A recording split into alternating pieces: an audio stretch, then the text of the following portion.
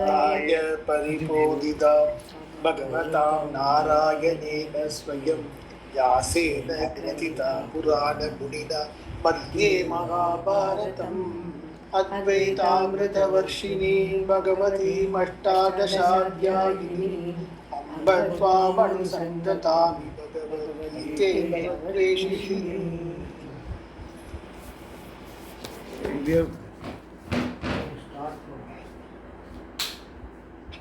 We have to start from 1670. Yeah, 1617. We are in the midst of the 15th chapter, where the topic Chapter of the 15. chapter is Uttama Purusha. And just previous para, Gita Swamiji has told that basically the whole prakriya is to essentially understand the reality of the Uttama Purusha which is being talked about is by the method of Adhyaropa Apavada, which we have discussed before also. It's a prakriya. It's a prakriya meaning, see, there are two. One is this Adhyaropa Apavadabhyam Nishprapancham Prapanchate, which we have discussed, and a couple of times I have discussed before also, is there are two opinions in this. In the sense, the Srishti itself is a prakriya. Bhagavan's Srishti itself is a prakriya. Meaning, it is a method by which Bhagavan explains to us what is our reality. By saying that, by creating a Srishti which is continuously changing, and we are looking for an ever non-changing peace or happiness, which we time and again taste in our life while sleeping or while in a good moment and all that, we find ourselves that those moments in sleep are nishchalam. Nishchalam meaning nothing is changing there, nothing is happening. Just you are with yourself and being, you are happy. So we want to capture that moment all the time in our life. And the Srishti, what we find, once we wake up, open our eyes, we find everything is changing, all the time changing. Even if it's a good moment, it doesn't last for a few hours or a few seconds, depending on the situation, then again it changes. So, it looks like the prakriya, the Srishti itself is a prakriya Bhagavan has created for us to understand. Anything you experience as Srishti is going to be like this only. And if you are looking for a changeless thing, it is only you. Everything else is changing. So it's a prakriya of the Bhagavan. Adhyaropa apavadabhyam nisprapancham prapanchate. Prapancham is given to you to understand that it is a changing. Changing meaning there is no shastrata about it. Adhyasa aropitam is our lack of understanding. Adhyasa meaning avidya. Avidya aropam. Or Maya, Bhagavan himself has shown it like that, like a Maya Jalam, like even a movie. So that once you understand that it is only Maya Jalam, clever, which I have told before also, clever man's bluff. Once you look at it that way, then you can laugh it off. You don't have to really, you can join Bhagavan. You can join the Mayavi to enjoy life, rather than getting perturbed by it. Because you know the reality, now that you have got the clue. Like Bhagavan, that is why we have seen in the 4th chapter also. He says, no, that Ajopisanna, Abhyayatmapisanna, Bhutanam Ishwaropisanna, Prakritim Swam Adhishtaya, Sambhavami Atmamaya. This particular idea is going to be given the next, this weekend, this weekend or maybe next weekend. Just follow it up. What we say, essence of Gita, we are sending, no, half an hour. In one of the, either this weekend or next weekend, the topic itself is Bhagavan Swamiji himself brings out this topic, saying that, quoting this this what you call Ajopisanna way of Atmapisanna, Bhagavan says, if only you understand it, then you are also Avatara. So I have understood it, even though I am. It is generally Avatara is described is he is not born out of his own karma, but by the grace of the many millions of people who want dharma to be re-established. Jnanir Bhavati Bharata Aswatanam, like I will come back. Every time when dharma goes down in the society, I will come back. So that is one way of explaining Avatara. But Bhagavan says in the Gita, in this particular thing, Ajopisanna, he says, later also he says that this is the clue is, I understand that there is not, the changeless is our reality. My reality as well as your reality. And the changing will always change. The changing is called Srishti. And of course, there is a Dharma matrix and all that. And Bhagavan, because of his special powers, he is able to establish Dharma. Even with some extraordinary powers, he is able to establish Dharma to create the balance in society. That is because he is the what you call, the body and the mind he takes is not a single body mind. It is a sum total of so many people's prayers. So it has got that extraordinary powers. That is only in terms of Upadhi. Upadhi meaning the body and mind and its powers. Because of that, he is able to play a very critical role in the society where he is able to correct mistakes and establish Dharma. That is only in terms of the Upadhi level. Even while doing that, he knows there is nothing. There is no real being other than self, other than Atma. And I know that you don't know. He tells Arjuna. Because Arjuna asks, how come you say that you are avatara? In the sense, he explains, Bhagavan explains to him that I taught this knowledge to Vivaswan and all that. Vivaswan is in the Surya Vamsha. Whereas this is already, the Treta Yuga, whatever is gone now. It is in the almost Dwapara Yuga end. How can you say that? He, Arjuna asks. And Sankara says in that Bhashyam, actually Arjuna knew that Bhagavan is Avataram, but he wanted to hear from his own words so that people understand that he is Avataram. So he asked him, how can you say that? Then he says, Yata yata hi dharmasya jnanam bhavati bharata. Like that he explains how Avatara. But that himself, Shankara himself says, and Swamiji also says, in that talk, when you listen to it, you will come to know. The very fact that I know meaning as a being, as this Desakala Vastu Aparichinnam, timeless, motionless being. It is not, I am not an object, I am not a thing. And everything else, even about Krishna or Arjuna, everything is changing. The changing is only with reference to the body, mind, senses and the Srishti. Whereas the changeless is the being. If you understand that, Arjuna, you can also call yourself. So, Sambhavami, you can also say, I am also, you are also born, you don't know, but I know, Bhagavan says. You are also born again and again.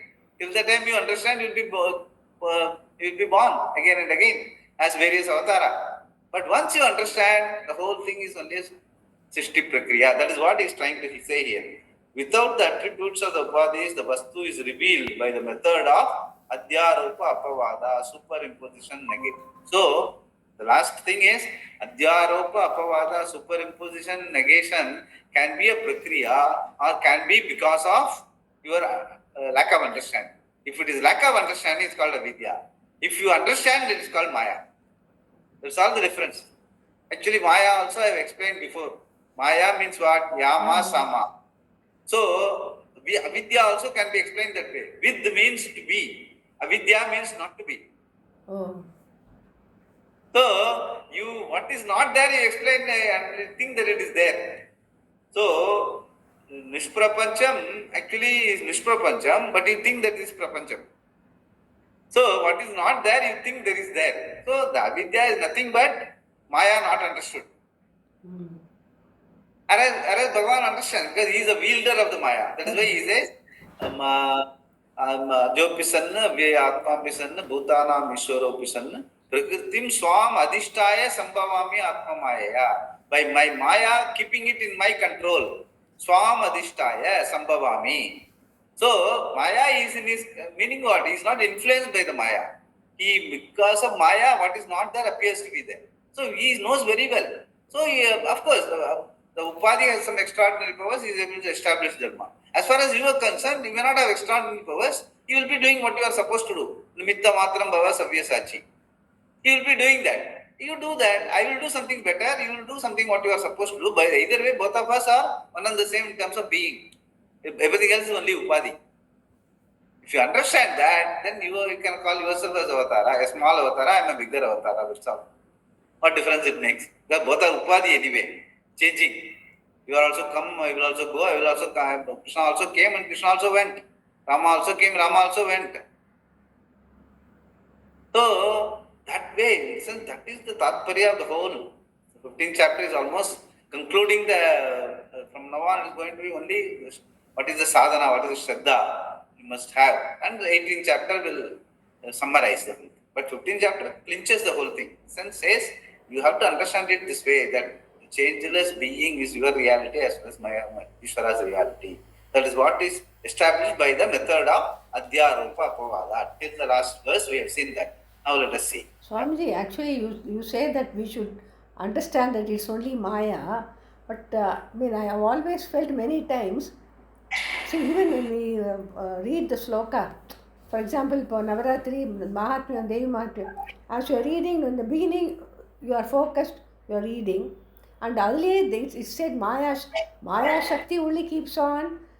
It's a Shakti. In the sense, definitely it is a Shakti. That is why. The Shakti means what is not there for it to appear lifelong for so many people in a big way. There has to be a Shakti only. The Shakti comes from where? Question is whether it is an overwhelming Shakti. If it is an overwhelming Shakti, because you think it is other than you.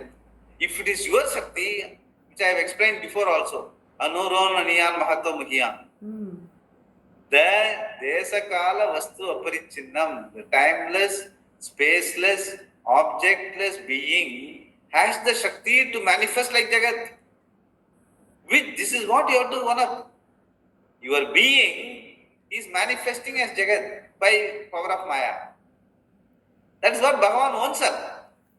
Yes, but that Rishi says, Sumedas Rishi tells that Raja and that Vaishya, Samadhi and Surata, he tells them, they ask, why are we, although we have come away from our family, we still keep thinking of that family. Why is it? He says it is the Maya Shakti. It makes you think of all that. Even if you want to get out of it, it's difficult. You have to pray to Ambal.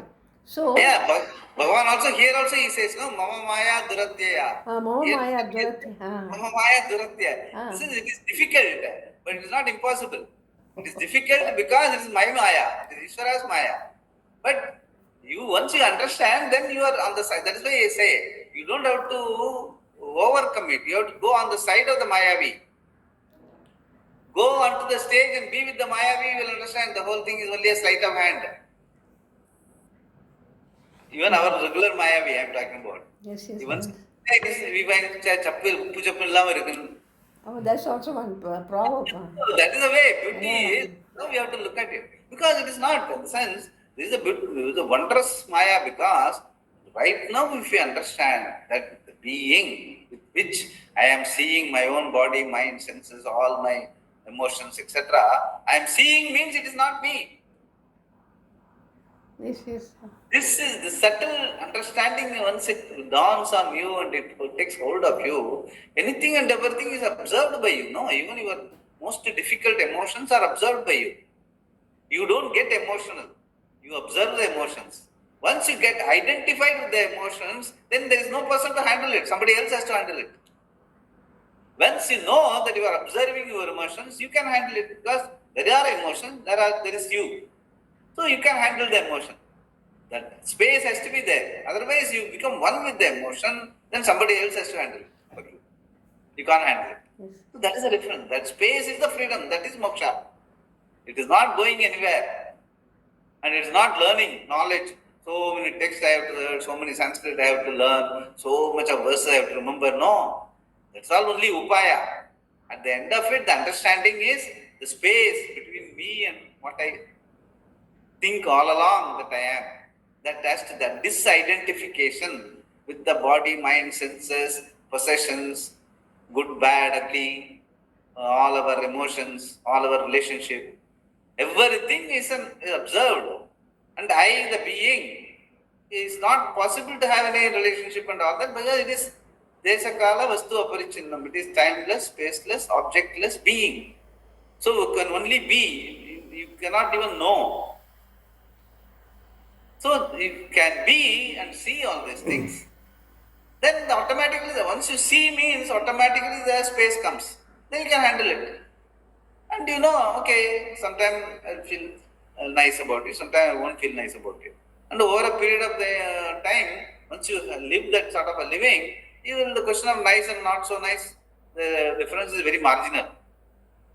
Doesn't really, opposites do not have any effect in your life. Because opposites are anyway changing. They are not real. You are the only reality, it is changeless.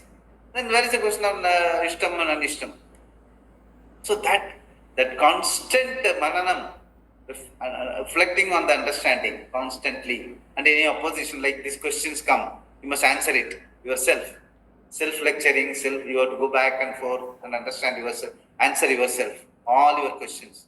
Then everything settles down. And you do meditation, one up. Oh no, my life is complete. Thank Bhagavan. That's what I'm saying. As we read one page, focused, we'll read. The next page, suddenly one word takes me somewhere. Then by the time I would have finished 2 pages, then again I realized that I am not focused. Then again I start focusing. So Yeah, correct. We have to do it again and again. That is why otherwise, once you are ready, Shravanam is enough. Bhagavan tells you are Ajopi Sanna Abhi Atma Visa. That words itself should tell you that Arjuna should have packed off and said, okay, now I understand, come on, let us fight. He doesn't say that, no, till the 18th chapter he keeps on arguing. Yes. Because it's same problem, that he has to keep reflecting and understand the reality and own up the reality. He has to, then it becomes settled. Then nobody has to remind you that you are Gayatri. Even with the most difficult situation, emotional situation, still you understand. The same way that I am the awareness being, I am the Purnatma. Even in the most trying circumstances in life, I am the Purnatma. This is a situation I have to handle. So that is the way. Like, for example, when I came back from Rishikesh for 3 days, till yesterday, I had severe stomach pain. Oh. Because of the heavy food. See, because 500, 700 people were eating every day as Bandara. Even though you avoid a lot of things, still you get caught up, something or other. So even while traveling by flight and train and all that, I had a satsang with some people and we had a book release function and all that. That last 4 or 5 days I was having severe stomach pain. Once a couple of days it settled, but I was always aware that, okay, there's a pain, you have to handle it, that's it. I am pained. Once you start looking at it, there is no one else to take care. So, you have to only take care. That means you have to be available for you to take care. No. If you get totally bogged down by the pain, then who is going to take care? So, that is why you have to be alert. My body is okay, but I am the body. So that alertness is very important, and that is what is the blessing part of the whole thing. Only we can do that. Only human beings, only we are who are exposed to the Shastra, who are aware of what it is all about, is our reality, then we can handle it. So that is how it is. So let's go for the verses 16 and 17. Verses 16 and 17. The Chara and Achara Parupurusha. Dvavibhyo Purusho Loke Chara Eva Chara Sarvani Bhutani Udastochara Uchyate Charaha Cha, the perishable, Acharaha Eva Cha, and the imperishable. Dvav Imo Purusho, these two persons exist. Loke, in the world, Sarvani Bhutani, all beings and elements. Charha are called the perishable. Not Kutastaha. T for top. Kutastaha. The changeless. Acharaha Uchyate is called the imperishable. These two persons, the perishable and the imperishable, exist in the world. All beings and elements are called the perishable. The changeless is called imperishable. We have discussed this. Kutastaha means, I have told before also, that anvil. It is like an anvil in a lathe iron foundry. The base metal, very hard iron, is called the kuta. In the sense on which they will keep the malleable iron and they will beat it into different shapes. But the base on which the thing is kept on the when the forgery, what you call forging factory. The hard rock iron or whatever the hard iron. Anvil. No, he said Anvil. Angle, yeah. So that doesn't change. So he is explaining that changeless by comparing it with an anvil. So that is what is Kutastaha means anvil, the changeless. उत्तमः उत्तमः पुरुषस्त्वन्य परमात्म्ये युदाहृतः यो यो लोकत्रयमाविश्य बिभर्त्यव्यय ईश्वरः तु Uttama Purushastu Anyaha. Tu meaning whereas. When I always say tu meaning, it always gives a very drastically different meaning what follows. So tu we have to be very careful. Tu means whereas. Uttamaha Purushaha tu Anyaha Paramatma iti Udahritaha. Udahritaha means explanation, explained by example. Yo Lokatrayam Avishya Vibharti Avyaya Ishvaraha. In contrast to what is Shara and Akshara, which was explained in the previous verse, is totally different. The Uttama Purusha is totally different. He is beyond Shara and Akshara. So, in contrast, he is explaining the 17th verse is in contrast to the 16th verse. Yeah. Two, but Yaha, the one who, Avyayaha, the changeless, Ishvaraha, the Lord, Lokatrayam, the three worlds, Avishya, having entered, Avishya, Avishya meaning entered. Having entered. Vibharti sustains them, Uttamaha Purushaha, the superior person, Anyaha, the other, Paramatma iti Udahritaha is called the Paramatma, limitless self. But the other superior person is called the Paramatma, the limitless self, the changeless Lord, who having entered the three worlds sustains them.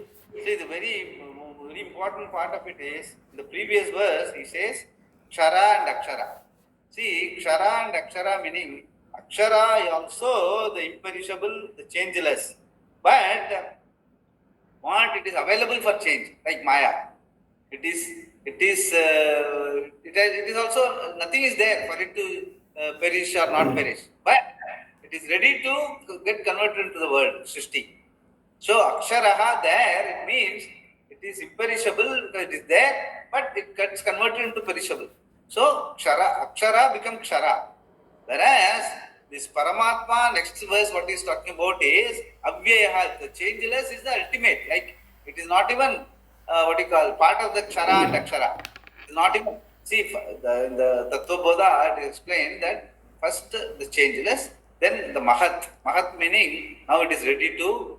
That in Lalita Sahasranam you say, no, Panja Tanmatra Sayakaha. There means what? It is ready to explode into creation. It's Pancha Tanmatra Sayakaha, the Pancha Buddha is going to come into play. Understand?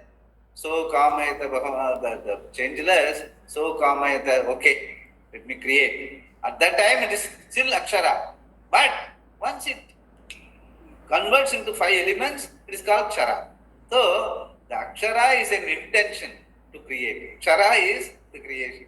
Whereas, there is no such intention, just Paramatma irukumbodhu, there is no such intention to create also. So, that is the Uttama Purusha. That is your reality.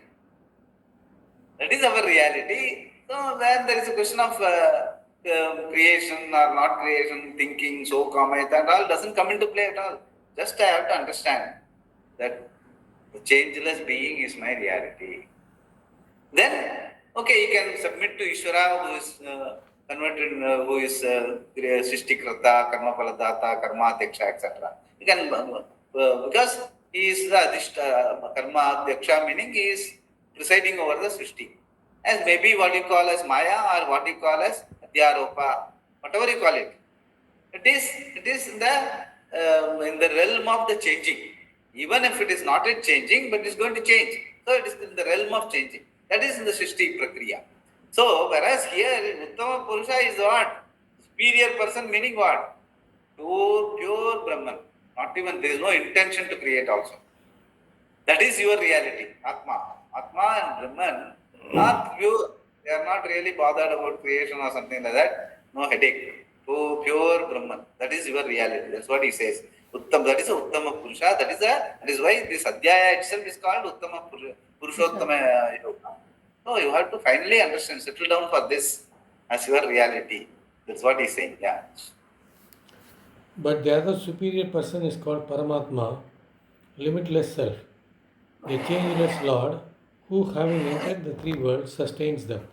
Yeah, see, limitless self, changeless Lord. So much of equation. Straight away, self and Lord are equated.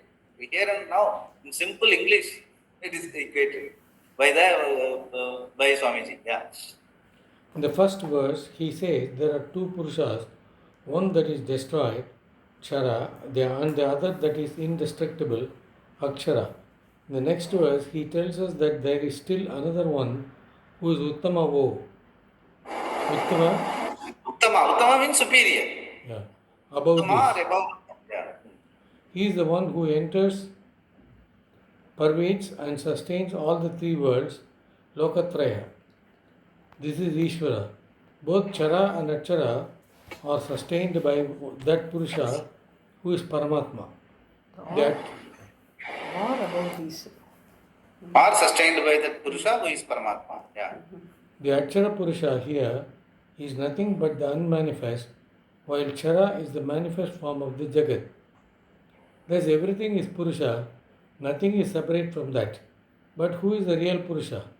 The second sloka tells us that he is the other than both Chara and Akshara, and is therefore called Uttama Purusha.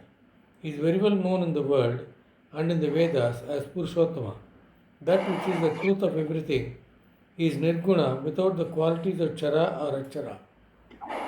Chara is continuously subject to destruction and finally dissolves into the unmanifest Avyakta Akshara. Then Avyakta undergoes a change to become the manifest, which keeps on changing and finally resolves again into the manifest. This goes on. One is called Akshara and the other is called Akshara, whereas Atma sustains both. The basis of both is not subject to the attributes of Chara and Akshara. Both are superimpositions of Atma on Atma, and therefore he is called Uttama Purusha. Why is Atma called Purusha? Because there is nothing separate from Atma. Whether insentient matter or sentient Chaitanya Atma is present in everything. That is why the word Purusha is used. The entire world, consisting of the five elements and elementals, all these physical bodies are only Namarupa, and the entire Namarupa is nothing but the Purusha. Actually, Puru Shayati iti Purusha. That Purusha has got an etymology called Shayati. That it is capable of Namarupa. That is why the entire Namarupa is nothing but the Purusha. Namarupa is not just appearance. Shayati. I will send you that small note on for what is the exact etymology of the Purusha. That Purusha is absolutely free from all attributes, is Nirguna, but when we talk of the same Purusha with attributes, it can be divided into two. One is called Akshara Purusha and the other Akshara Purusha. The one which is Kshara is constantly subject to change and also to getting dissolved into its own cause.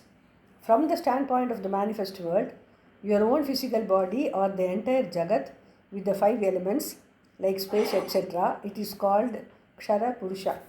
Generally, we deal with this Jagat as inert, but here we are not separating it from as something existent, independent of the Vastu, the Purusha.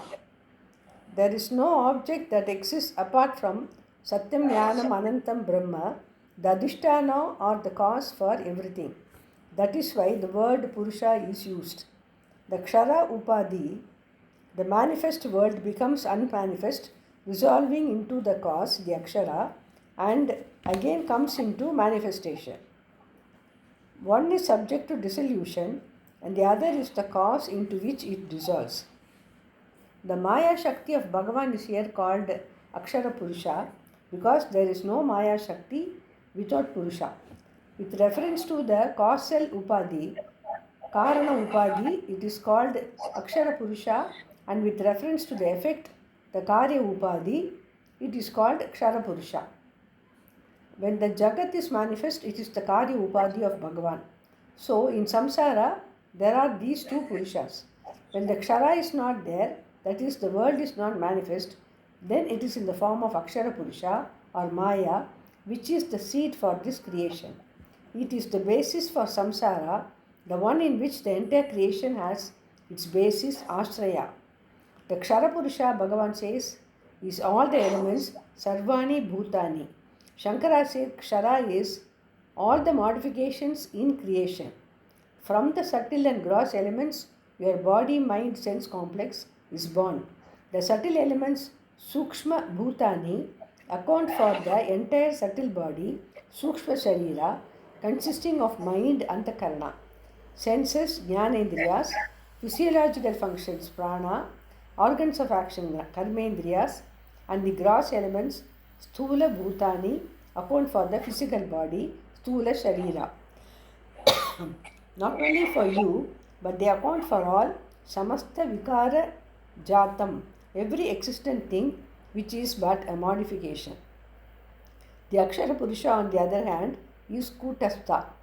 It remains like a changeless mass, Rasi, says Shankara. Kutastha is a technical word usually used for the Atma. Here it is used to indicate something that does not die. The effect Karya dies while the cause Karana does not. It is like how the pot dies but the clay does not. So the word Kutastha is used here to refer to that Karana that does not die. Therefore here it has a relative but not an absolute meaning. Yeah, that is very important. This differentiation is very important. You have to understand that both, even though Akshara meaning, it is not Paramatma. That is why Uttama Purusha. There is another word is coined here to say Uttama Purusha. Uttama Purusha is no commitment to creation. Akshara Purusha has got a commitment to creation because he is building the Maya. Yes. So we have to grow above that. We should not get stuck there. You have to understand that because essentially we even once we understand, we are not, for us, creation is only Bhagavan's play. I have to just play my role. Nimitta Matram. I understand that I am also one with Purushottaman. Let me be. So thereafter, it's Bhagavan's job to create or not to create. I am not interested in that. Okay. As long as I am part of it, I play my part properly. But once I understand, I grow out of it, just be with the side of the Mayavi and watch the fun. So that is the level of understanding only we are capable of. Only human being is capable of doing that. And that is why we cannot stop, but there is no choice. It is a choiceless choice. Till the time you understand, you will keep going around birth after birth, birth after birth. You will eventually have to know. Even if you go to Brahma Loka, Brahma has to say, you are Purnam, and you have to own it up. Why to take all the trouble to go there and own it up? Why don't you do it here itself? That's what Shastra says. So we have to do it here. Yeah. Swamiji, I have a question. When that is the condition, why do you get angry? Why do we? No, we don't, because of Avidya only. Vidya, in the sense we identify ourselves. We identify ourselves with our emotion. You say right now, you said, why do I get angry? You are not getting angry. Anger is an emotion that comes into your mind. Once you observe it, then you are not angry. It's an emotion, you can handle it. Your identification with your emotion makes you angry. But when the anger comes, you forget everything. Because you are not alert. The alertness, that space which we are talking about, that is understanding, that is a freedom. That is what we have to learn from the whole Gita. You have to catch hold of that freedom early. That is why it says, no, as it races, prajahati yata kama. Like even a water boil, the bubble comes and bubble goes, if you observe it. If you give importance, then it will rule over you. Then you will say, I am angry. So that alert living, apramatta, we have discussed this before also. Alert living. That alert living comes from the space you earn. For that, you have to understand that my reality, there is some reality which I have not understood. That is the crux of my life. that sort of an importance must be, it should not even prioritize. It should be the thing in your life, that understanding. Once you have got the Shraddha in that understanding, once you understand it, then you take hold of it, then every moment in your life you live an alert life. Then every emotion is just something to be handled, that's all. Good or bad or ugly. Just handle it. And over a period of time, one small thing at a time, once you start doing it, you get a handle over this, then every other, it will grow on you, I tell you. The way in which you have got hijacked by your emotions, the same way you can get out of it. Sense like, and they say no, that even the famous Sama Veda song, how to become compassionate only by developing compassion. How to do dhanam by giving. There is no other way. How to learn swimming by swimming. There is no other way. Famous statement in Sama Veda. So, in the same way, how not to get angry? Okay, first observe it. Anger, I am getting angry. Tell your people around. Whenever I am in anger, you don't discuss with me. Let's have a pact in the family. Whenever I am angry, tell father you are angry. Stop later. Like that, if you do for a few occasions, automatically, even as you get angry, you will know. No, this is like not be able to discuss. Better let me not let this anger come over me. Because once I get angry, people are going to tell me, Father, you are angry, you are not discussing. So I want to have an opportunity to discuss. So if you want to discuss, as the anger comes, you must stop. No, the alertness between the I, the being, and the angry young man or angry old man has to be, space has to be developed. The space is the freedom, there is no other moksha. That is what we are talking about. Moksha, which we are talking mukti and all, what we are talking about, such a big thing in the Shastra, is purely understanding the reality. It's not conditioning, it's not positive thinking or something like that. It is a reality of our life.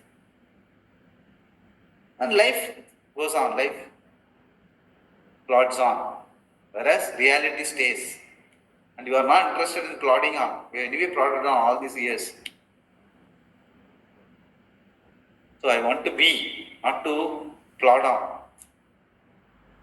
Yeah, that is that Shraddha, that is what he is going to talk about in the next two chapters, 16, 17, he is going to talk about Shraddha.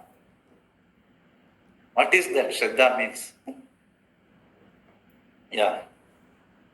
Shankara first, where am I? Generally in the Shastra, it is used in the absolute sense only for the Atma, which is free from attributes and therefore does not change. In that sense, the meaning of Kutastha is as follows. The word Kuta means an anvil, which itself does not undergo any change, but allows all changes to take place on the piece of iron that is kept on it and beaten. Atma is Kutastha because it is immutable like an anvil. Kutavat tishtati Kutavat tishtati iti Kutastaha. Kutavat meaning here the Vat Pratyaya is being. This is with. The meaning is with. Kutavat means with being Kuta, tishtati iti Kutastaha. Yeah. That is the Adhisthana Atma, the basis or truth for everything that is Mithya. Another meaning for the word Kutastha is that which obtains in Maya as the truth of that Maya. Here, the vyutpatti of the word would be Kute Tishtati iti Kutastha. That is nothing but Atma Brahman. Just as in the snake is the rope, in the Maya is Atma. So here Kute meaning is deceiving you. It's not anvil. Kute tishtati iti Kutastha meaning if the Kute, in the Kuta. Actually, Tamil words are there. கூட்டமா பேசுறான்னா sly fellow who talks in the sly language. He tells something very innocent looks, but he has got an interior meaning. It's called kute. Kute meaning deceit. It's called deceit. So kute tishtati iti kutastha meaning Maya is what? Deceiving you, no? as though what is not there appears. So that meaning is called Kutavat Tishtadi iti Kutastha in Maya. Kutavat Tishtadi iti as anvil, it is changeless. The same Kutastha, if you understand it is anvil, it is changeless Paramatma Uttama Purusha. If you look at it as Kute Tishtadi iti Kutastha as Maya, then it is a Akshara Purusha. So that is a beauty of the language. Just see, the same word has got two different meanings, the contextually, the etymologically. Even though grammatically it may mean the same thing, but if you use it like this, kute tishtati iti kutastha, then it is maya. That's what he says. Shankara first gives the meaning of Kuta as that which does not die. Then, because we are talking of a Purusha conditioned by Maya, optionally he gives another meaning here, saying Maya Vanchana. Vanchana means Vanchana, yeah. Deceit. That's what I was telling. Jimmata, Jihmata, or Kutilata. All the four words meaning the same, that is deceit. Maya deceives you because it just reverses your vision. Being capable of manifesting various forms, it can confuse you. Shankara then makes a note that this seed of samsara can go into a state of unmanifestation, but it does not come to an end. It can again manifest and again dissolve into the unmanifest. Just as in deep sleep, your awareness of the body-mind-sense complex, your individuality and the world are dissolved. Then you create the dream world. You are in the form of the dream world. This is called Kshara Purusha. Then again you go to sleep and become Akshara Purusha. It does not mean that the dreamer is gone. He is only unmanifest. This entire created world, Karya Prapancha, is called the Kshara Purusha, and the same Purusha along with the Karana Upadhi is called Akshara Purusha.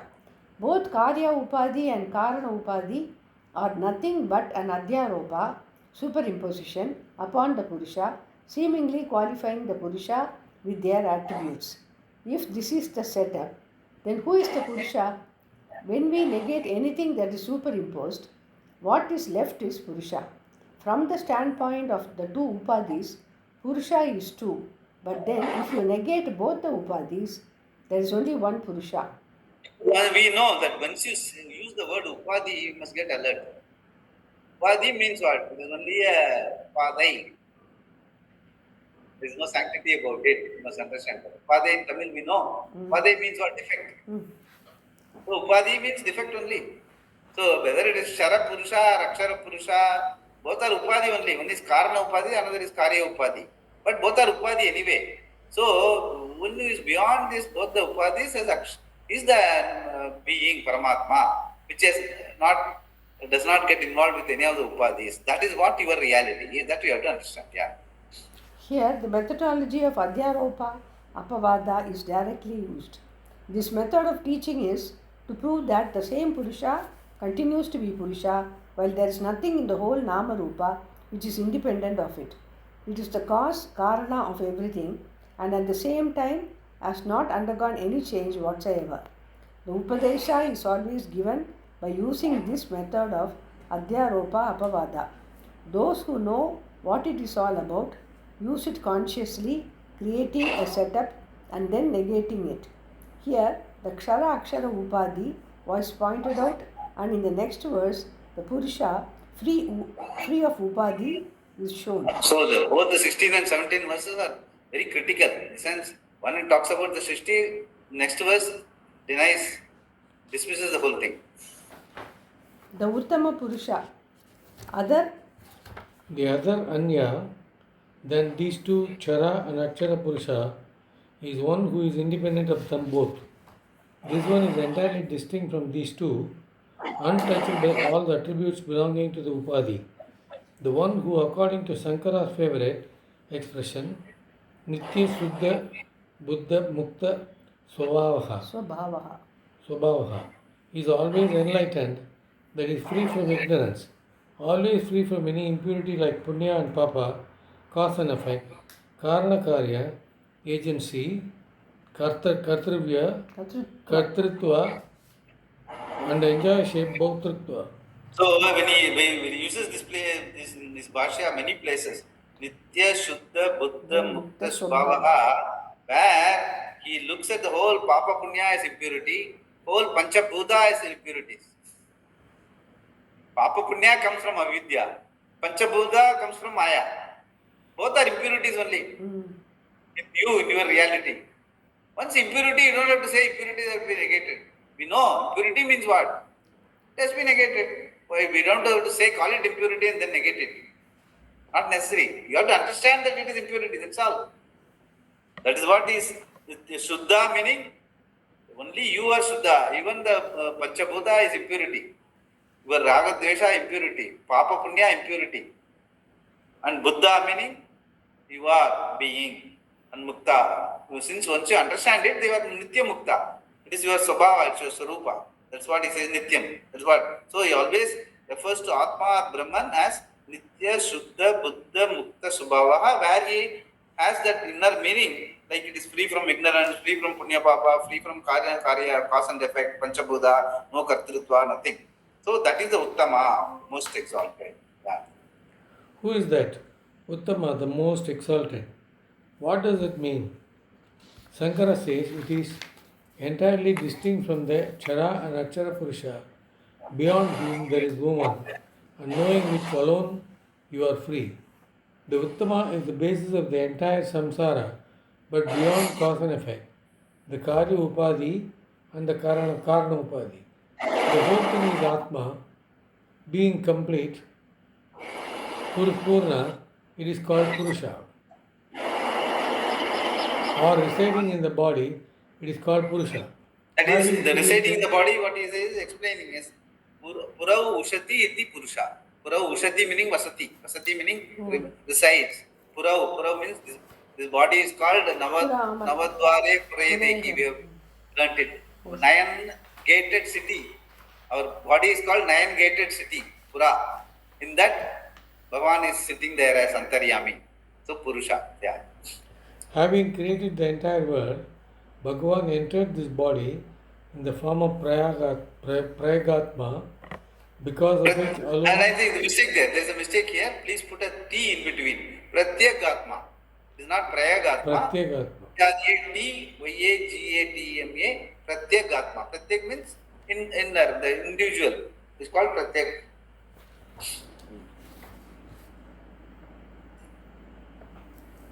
Because of which alone things have their being. It is called limitless self, Paramatma iti Udahrata. Para is that which is the basis, Adhisthana of the Chara and Achara Upadhi.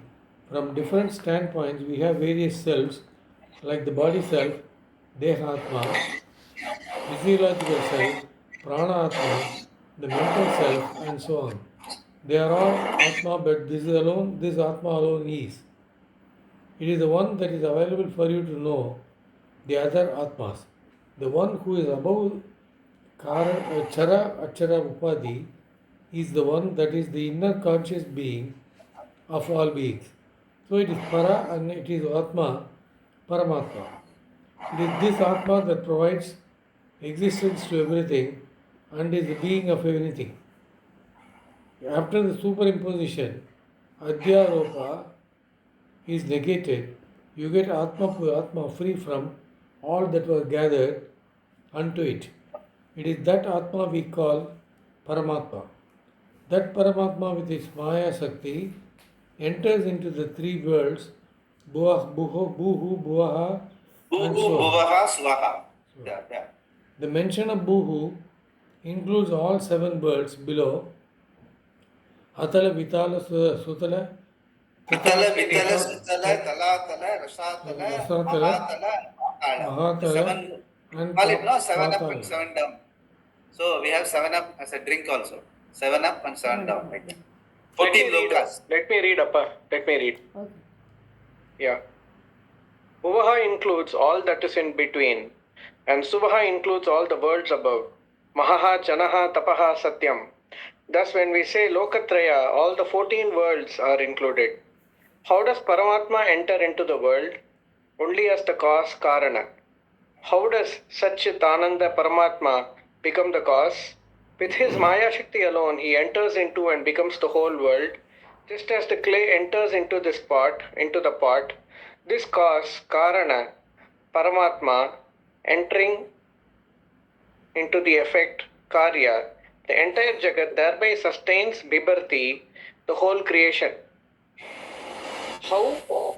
Merely by its nature, which is existence, Swarupa, Sadbhava, Matrena. Having entered the creation, it sustains it by its own nature, Satchit. The creation is because Maya is, because Sat Atma is. That isness sustains the entire So, creation. the isness is called Sat. Sat is the Sanskrit That word isness. for isness. Yeah, isness is the only reality. Everything else is only name and form. That is Maya. Maya is called name and form. Name and form does not, because part does not exist beyond the name or meaning of the word part. Yes. We have discussed this before. Part and partness. Both are mutually dependent. Anything that is mutually dependent is called Mithya. Anyonya Ashraya. So there is only part because of partners. Why partners? Because it is part. That is how the whole Nama Rupa is Maya, meaning there is no substance. There is no reality behind it, but still available for transaction. Upalamba, Mandukya talks about Upalamba, Samachara, Saprayojanavadva. The whole world of name and form is available for transaction, and it has got some limited prayojanam. Part can be used to fill up water. Clay cannot be used to fill up water. So that much of prayojanam it is there. Prayojanam is there, no palam. Palam means it will liyate iti palam. It will come and go. Prayojanam, yes. You use it intelligently, use it as prayojanam. Don't look for shashwata in that. That is how it is, yeah. When we think of time, we say any given unit of time, like a second, is the isness, is the real content of time. If you go on dividing time, the minute is, the second is, the microsecond is. Finally, your concept of time itself disappears. Isness alone remains. The isness that remains is the real nature, Swarupa of time. That is So always the there. isness is called now. There is no measure for the unit of time called now. Now means what? Doesn't even a microsound or a picosecond. It is now. So that now is the measureless, timeless nature is called now. Here, in the same way, there is no space for here. So now, here and now is what is called Atma. Yeah.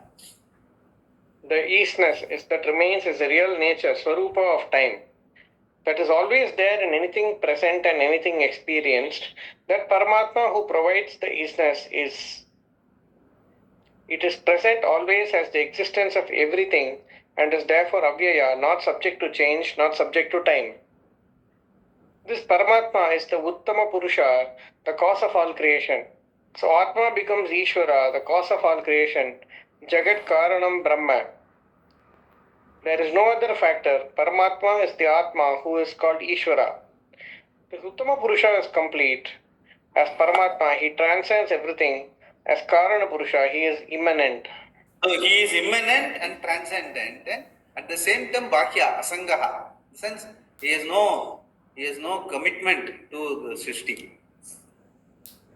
So that is how it is. That is a level to which we have to understand our reality. We can stop here. Almost, yeah. Was 18 you can. So 16 and 17, a lot of things you have to catch up. You have to go back and understand. The whole crux of the whole 15th chapter is coming in 16 and 17. From now on, he will explain what is the Purushottama, what is the blessing, how is it. And the rest of the verses, let us see. And thereafter we'll go into the 16th chapter. Yeah, we can stop here. So we meet on Saturday, 3 o'clock, right? Yeah. Yes. This Prayojana and Pala also we have discussed. Swamiji, you have. Yeah. I You sent have you a also note also. Very elaborate. Yes. Important.